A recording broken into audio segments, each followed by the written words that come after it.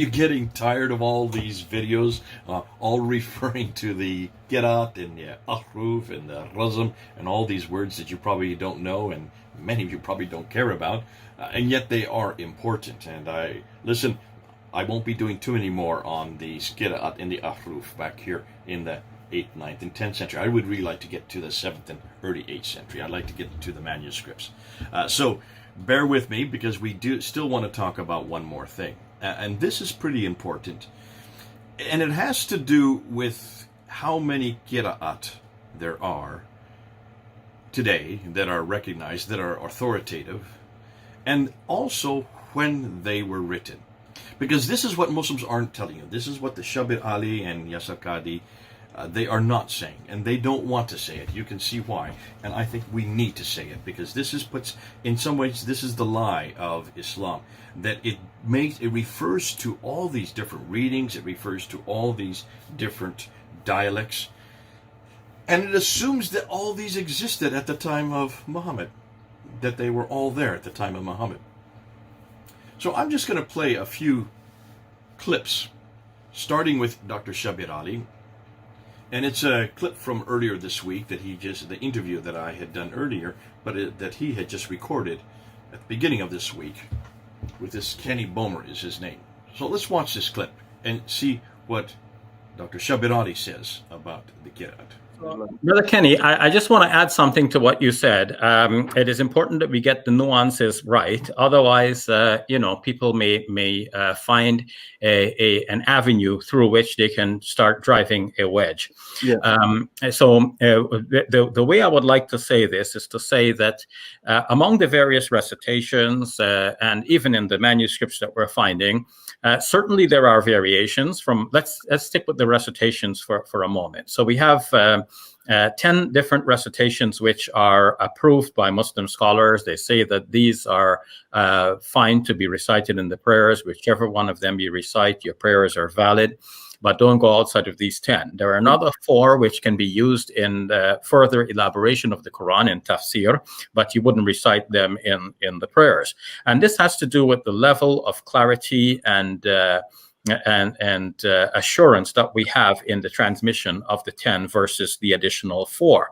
But all of these basically fit on the basic ductus, the consonantal ductus that we know to be the Uthmanic text. Okay, so it's pretty clear as far as Dr. Shabir Ali, from his position at least, it's very clear that there are 10. 10. What exactly are these 10? As we're going to find later on with Yasir Qadhi, it's 7 plus 3 to make the 10. He does talk about another 4, but no one really refers to that other 4 because they are part of the tafsir. So he then comes back, no, it's these 10. You notice that? Only 10. He's not telling you what those 10 are. All right, you notice that. We're going to come back to that. Let's go over to Yasir Qadhi now and see what he says, because he's going to be referring also to which is the most important, the one that we use today, all right? So let's hear what Yasir Qadhi says. The number of verses in the Quran depends upon the recitation, called in Arabic the qira'ah that you are reciting. Now the most common qira'ah that people who are living in English-speaking lands in Western countries, most of the world that follows, it is called the qira'ah of Hafs and Asim. And this qira'ah of Hafs and Asim, it has 6,236 verses in the Quran. So 6,236 verses according to the qira'ah that we recite.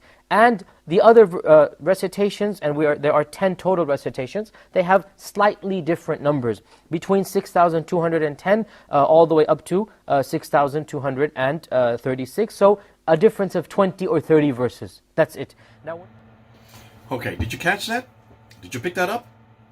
He said very clear that there are 10 recitations. These are the only ones, the 10 recitations. But the most important one is Hafs from Asim. Hafs, comes from Asim. And you'll see that both Asim, who is the reader, and Hafs is the transmitter, are both from Kufa. He didn't mention that. But this is the one that is used in the English-speaking world, he said, and of course, actually, it's the one that's being used all over the world since 1985, because it has now become the canonical text because of King Fahd in 1985, 35 years ago. But did you pick that up, okay?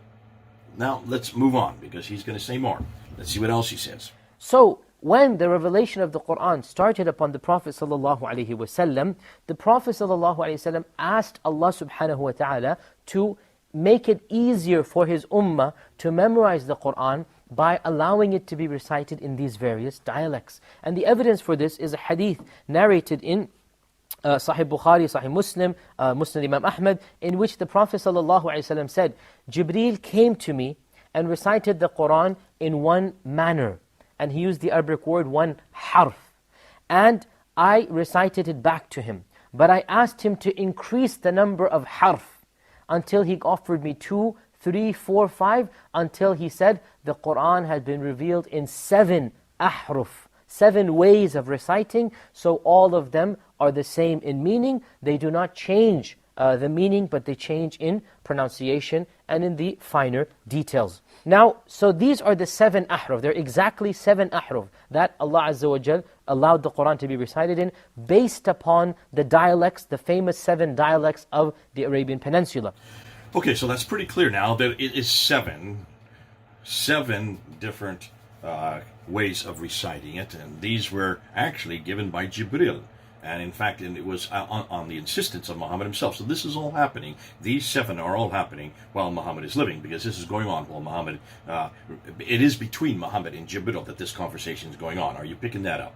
So now we have the 7. These are the original 7. These are the original, or the most important 7 that we now are being shown as existing at the time of Muhammad. So that means before 632 when he dies. Let's go on. Hold on to that thought. That some of these different younger students met up, for example, in Azerbaijan, on the Muslim battlefield, the front lines of the Muslim border. And one of them is reciting according to Ibn Mas'ud, the other one is reciting according to Zayd ibn Thabit, and they don't know that the Qur'an has been revealed in different recitations. And so they began fighting one another. They began accusing the other one of falling into error. And that is why Hudayfa ibn al-Yaman went back to Medina, and he said, "O Uthman ibn Affan, you have to combine the ummah on one mushaf, on one recitation, such that all of these other differences are gotten rid of." And so Uthman ibn Affan combined the ummah upon the recitation of the Qurayshi dialect. It was the Qurayshi dialect, and all of the other recitations and versions were gotten rid of. Okay, so fascinating. We're getting a bit more now. Yasir Qadhi is talking about how the Mecca and the Medinans, they went up to the north to fight against the Azerbaijanis. And there they came into contact with the Iraqis and also the Syrians, the people from Shams. And they were all fighting together against the Azerbaijanis. But those from Mecca and Medina were hearing the Quran recited in different dialects. And they saw that this was not the same Quran that they were reciting. And so Hudayfa, who was there in that battle at Azerbaijan, comes back down to Medina, according to Yasir Qadhi, which is really what you read right here. This is straight out of Al-Bukhari, Volume 6, Sahih Bukhari, Volume 6, Hadith number 510. So he comes back to Medina, and he insists that Uthman write the Quran in the Qurayshi dialect, not in these other dialects. So is this Qurayshi the only one, or some the dialects that are in Syria and Iraq, are they part of the 7 now, or should they be thrown out because they were not accepted by Uthman and they weren't accepted by Hudayfa? What's fascinating, it seems to suggest that, because did you see what Qadhi then said at the very end? Any of the others, all the other dialects, were then destroyed. And we do know that. That's right here too. They were burnt. They were burnt. It says so right there in black and white.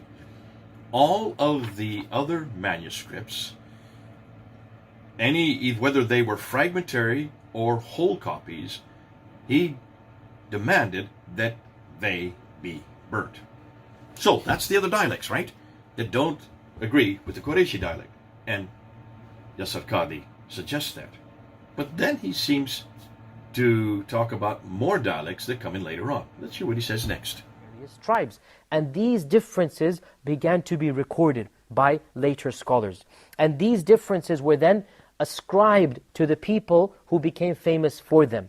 So these differences were named after specific people. And these people were the ones who became famous for their particular recitation, until finally the codification of these recitations occurred, and this was done in the 2nd and 3rd century of the Hijrah, and these recitations are known in Arabic as the qira'at. The qira'at are not the same as the 7 ahruf. I'll give you a very simple analogy here, which will help you understand what the difference is between the ahruf and the qira'at. The ahruf are what Allah Azza wa Jal revealed divinely. If you jumble up all the ahruf together, and then you spread them and let every person recite according to one of these recitations, according to some mixture of these recitations, these become the qira'at. And the qira'at are named after specific people who specialized in them. And finally, as we said, in the 2nd and 3rd century of the Hijrah, these qira'at were standardized, they were codified. And exactly 10 qira'at were chosen by our Muslim scholars. 10 of them were chosen because they represented the cream of the crop. They represented the best of the best. In each city, primarily 1 or 2 major qadis were chosen. So for example, in the city of Medina, there was the most famous qadi, and his name was Nafi'. And Nafi' was chosen to represent Medina. And in Mecca, there was a famous qadi by the name of Ibn Kathir. Don't get confused with the one who wrote the tafsir. The one who wrote the tafsir lived 500 years later. This is another Ibn Kathir. And so Ibn Kathir al-Makki became another qira'ah. Likewise in Basra and in Kufa and in other places, every one of these places, they standardized certain scholars to become the leaders of the qira'at. And to this day, these qira'at are present in the ummah. Now, Whoa, wow. So he said quite a bit there. I don't know if you picked up all that. Did you notice? He said that that they had to, later on, after they have already destroyed the ones that were corrupted, the ones that did not agree with the Qurayshi one, and that's why the Qurayshi was the one that was given as the final text and was sent to different readers to 5 different cities, as he's going to say.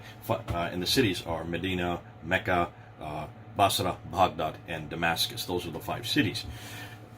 They were sent with reciters were given to each one of these master copies to each one of these 5 cities. But then he says later on, there was different reciters. There were differences that started to be inculcated again. And then he gave a definition for the ahruf in the qira'at. And these ahruf were these original 7. These are the pure 7 that were there. But later on, in the 2nd and 3rd century, as he says, they were then jumbled up. They were jumbled up. And that's how you then get, I'm assuming, the 10. Or was it the original 7? Where did the 10 come from? Are you starting to get confused? It seems like he said, hold on a minute, there were 7 that Jibril gave to Muhammad there during his lifetime, because Muhammad had asked for it. Those were the 7, okay, I get that. And then he says, when they had this battle up in Azerbaijan, they then had to bring it down to 1. Okay, so they brought that down to the Qurayshi dialect, and that became the master copy. Those were sent to 5 different cities, with a reader for each one. But then later on, there was some more recitations, differences that came in. So these are not the ones that Muhammad knew. These are not the ones that Jibril had given. These are not of the pure ones. These are different ones that came in. And the reciters were then created in the 2nd, 3rd century. And at that time then, they became codified at a later date. Who codified them?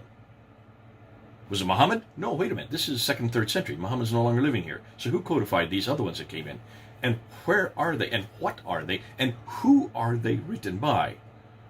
You'd like to know, wouldn't you? It's getting pretty juicy now. And these later ones are all jumbled from the original ahruf, or the original 7. Why in the world did they have to destroy the ones that were there at the time of Uthman if now you're going to just get new ones that come in later on in the 2nd, 3rd century? Hugely significant. So what I'm going to do, I'm going to go and play one more little clip here. I'm just going to give one more clip, and then we're going to actually put this together, and we're going to show you a timeline. And then we're going to go and show you what exactly did happen, what history now shows us. And you're going to see that Qadi and Shabir Ali, they're not telling you the whole truth. They're not giving you exactly what happened. And to understand what really happened, you need to look at the timeline. But let me just do this one little bit with Qadi first before I go on. Of Medina. Most of the world has the qira'ah of the people of Iraq, which is Hafs and Asim al-Kufi, the people of Kufa. And this is what I assume most of my viewership will also know. They will be familiar with the recitation of Hafs and Asim, and this is the recitation that is prevalent in over 90% of the Muslim Ummah. So before I go into my my timeline, I just wanted to give you that last bit. What is the name of the one he says that most of the people use today? And he ends with this. What does he say it is? It's the Hafs from Asim, from the line of Asim, which is from Kufa. Most of the people use that.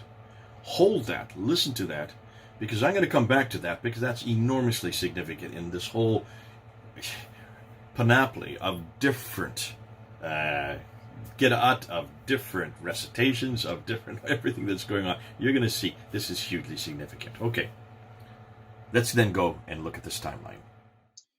It's important that we look at a timeline. It's important that we look and see exactly when these qira'at, these different variants, these different Qurans are put together.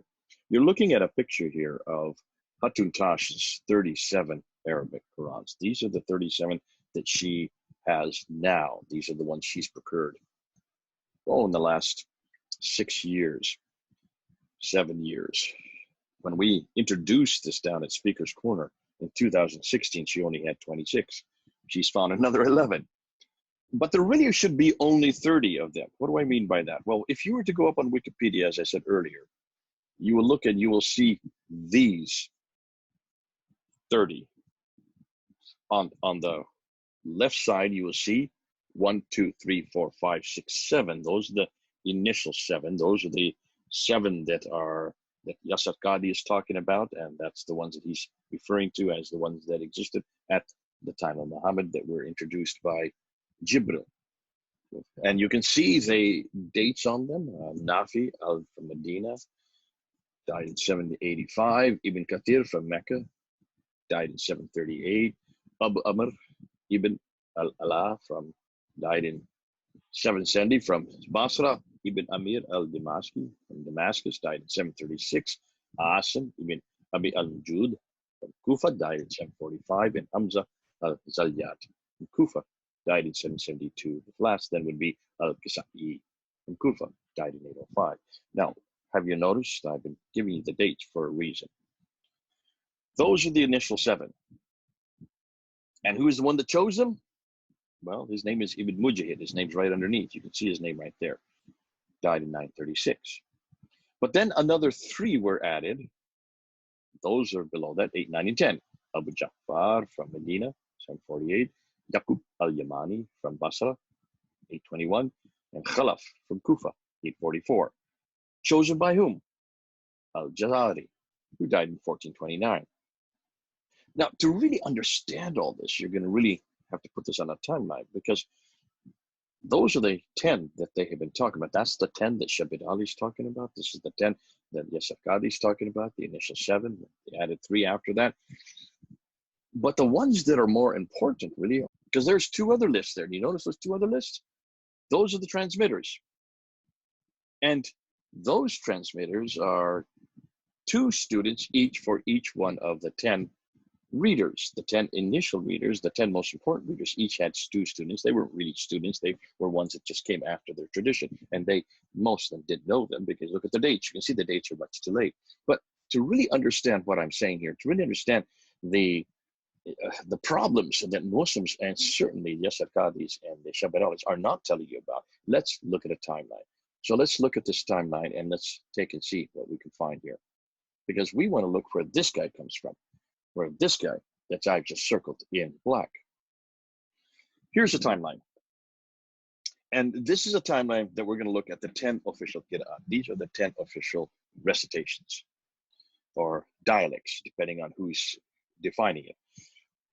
On the left, you will see Muhammad. He dies in 632. So I've got him on the far left there. He was receiving his revelation from 610 to 632. That's the year he died. And then you can see 652 there on the left, and that's where the Quran was compiled. 652, mid-7th century. But according to everything we've just been hearing, or according to everything that Yasir Qadhi is saying, the 7 qira'at were introduced here, the 7 readings, the 7 qira'at. It was Jibril who is the one that actually gave him the 7 readings. Remember, it was Jibril who Muhammad turned to. He says, I want my people to learn it in their own dialect, as there's so many dialects. Could you please not just have one? Could you have many more? And so that's why he gave them the 7 readings at that time, recognized by Muhammad. So these readings have to be there in 632. And that's the implication you're hearing whenever Yasir Qadhi or Shabirati are talking about these readings, these qira'at, that these were all done at the time of Muhammad, and therefore would have all been canonized and finished by the time he died in 632, right? But take a look at those 7 readings that we just saw listed before, the 7 actual reading that the Muslims are looking at. These are the 7 readings here. Take a look at that. There are the 7 readers in green. Ibn Amir from Damascus, 736. I put it in the order of when they died. Now, to be fair, they could have, and very likely, they did their writings, they wrote down their Qurans within 20 years, possibly the last 20 years of their life. So if you're looking at Ibn Amir from Damascus, though he died in 736, he probably started his writings in 716, so the first 20 years, or the last 20 years of his life. And so I put them in the order because he would be the earliest, since he died in 736. After him comes Ibn Kathir from Mecca, 738. Asim ibn Abi al-Najud, 745. Abu Amr ibn al-Ala from Basra, 770, and on down to Hamza, Nafi, and al-Kisai. So there you can see the 7 readers. They are not over in the left where Muhammad dies. They're actually a good 100 years after that. Do you see that? Look at the dates. The dates that they did their writing were all in the 8th century. Muhammad died in 632. The earliest one, Ibn Amir from Damascus, the earliest one dies in 736. That's 100 years later. That is not in the century that Muhammad lived. And all of them come after Ibn Amir. Ibn Kathir, 738, Asim, 745, Abu Amr, 770, Hamza, 772, Nafi, 785, Al-Kisai, 805. That's the 9th century. So we're talking about 150 years later. So none of these readers were living at the time of Muhammad. None of them were even doing their work in the same century Muhammad lived. So how could these be the 7 readings that Muslims are all telling about? How could these guys be there at the time that Muhammad was living or the time he died? These cannot be the same 7 readers. More than that, who is the one that codifies it? Remember, they kept on talking about the scholar who codifies these 7. What's his name? Well, here he is, Ibn Mujahid. But look when he dies. He dies in 936. 936. Take a look at that. That's the 10th century. That's 300 years after Muhammad. He is the one that chose those 7. And whenever you hear Shabirati or Yasir Qadhi talking about these 7, they're always referring them as if they're the companions. They were right there when Muhammad was living. No, they were not. They're living over 100 years later. And the guy that actually chooses them, it makes them, it canonizes them, is Ibn Mujahid from the 10th century. He is 300 years after Muhammad. He never knew Muhammad, never lived in that century. And then what about the 3 that come after? Well, here are the 3 that come after. Abu Jafar from Medina, 748. Yaqub al-Yamani from Basra, 821. Khalaf from Kufa, 844. They're the 3 in red. Look at their dates. They're also the 8th and 9th century. A good 100, in some cases, in this case, 200 years after Muhammad. So these 3 could certainly not have known Muhammad, and they could not have been doing their recitations and their writing while Muhammad was living. Muhammad would have not been around to canonize them and to solidify them and to recognize them. And they certainly did not come from Jibril. So these were written long after Muhammad. But notice what's missing in these 7 plus 3, which makes 10. Ibn Amir, Ibn Kathir, Asim, Abu Amr, Hamza, Nafi, Al-Kisai, Abu Jafar, Yaqub al-Yamani, Khalaf. What's missing? Or who's missing? Well, the Quran that we're all using today is missing. The guy that we all use, that, remember, Yasser Qadi said that 90% of the Muslim world now uses this official text, the text that was made official by King Fahd there in 1985. And that text is the Hafs text. Where is Hafs' name there? You don't see Hafs' name anywhere there, do you? No, he's missing. He is not part of the original 10. He is not part of the official 10. He is not part of the canonical 10. The creme de la creme, as Yasser Qadi calls him. The creme de la creme of all the readers. He is not there. And if he is not there, then you can see there's a problem here. Because if he is not there, where is he? Well, let's take a look and see where he is. But before I do that, what about these three? Who chose these three after the 7? We know Ibn Mujahid chose the first 7. Who chose these three? Well, there he is, Al-Jazari. Look at his dates. 1429. 1429, folks. You're talking a good 700 years after Muhammad. He is the one that chooses the last 3. So finally, you have 10. You finally have 10. But I want to look for Hafs's. Where is Warsh? He is not in any of these lists. So where do these guys come from? Where do they come in?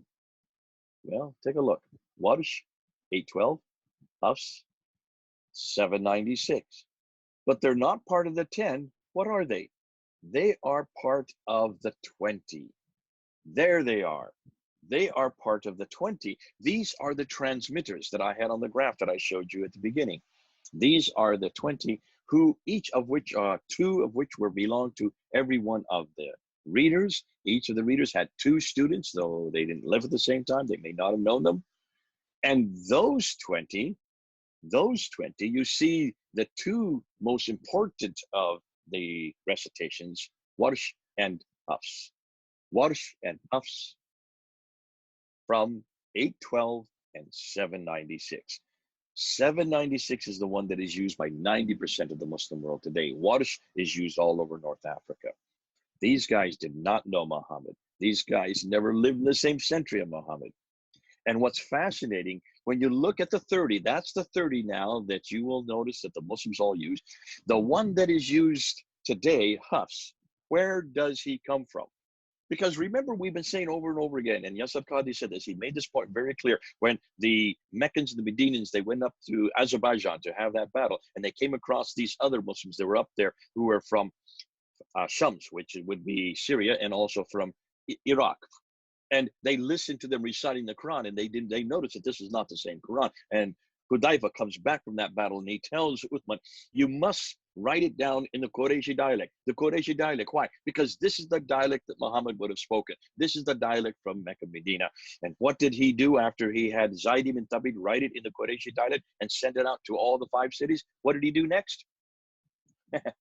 Well, he then destroyed all those other dialects. He destroyed any manuscript that was not the same as the Qurayshi dialect, including those from Kufa, including those from Basra, including those from Damascus, and certainly including anything that did not agree with the Qurayshi dialect. So if that is the case, then why is it that in 1924, the Quran that was chosen by Muhammad ibn al-Husayni al-Haddad there in Cairo, why is it that he chose the Hafs? Because Hafs is from Kufa. Hafs comes from Asim ibn Abi al-Najud from Kufa, he died in 745. Hafs died in 796.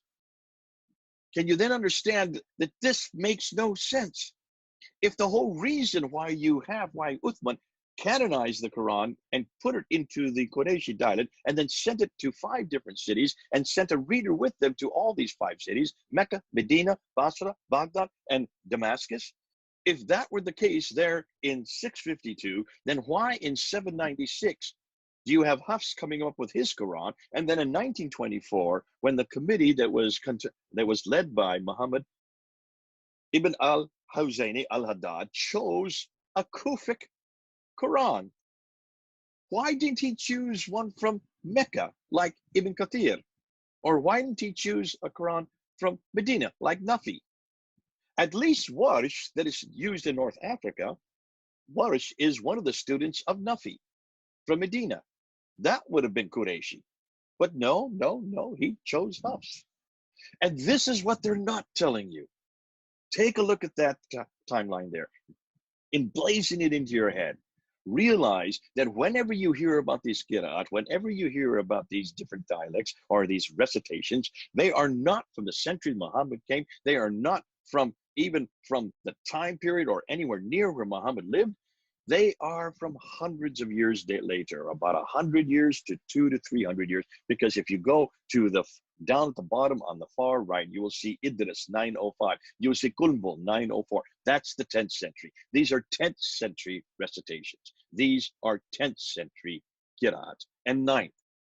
And folks, 8th century is already 100 years after Muhammad. 8th, 9th, and 10th. That's 100 to 200 to 300 years. The 30 are finally put together. This is as human a document as you can find. Can you then understand why we've been saying this is not from God? This has nothing to do with God. This has nothing to do with Allah. This has nothing to do with Muhammad. It doesn't even have anything to do with Uthman, because he was the one that compiled it in 652. None of these Qurans are from 652. They're from 100 to 200 to 300 years after the fact. I would love to see Yasser Qadi, and I would love to see Shabbat Ali explain this. Why haven't they really told us about this? Why haven't they said that the Quran that we have in our hand today, even the one that we're using today, was written in 796? Look at the timeline. Muhammad died in 632. That's 164 years later. 164 years later. Well, folks, I think I've said enough. We'll leave it there. This is Jay then. Over and out.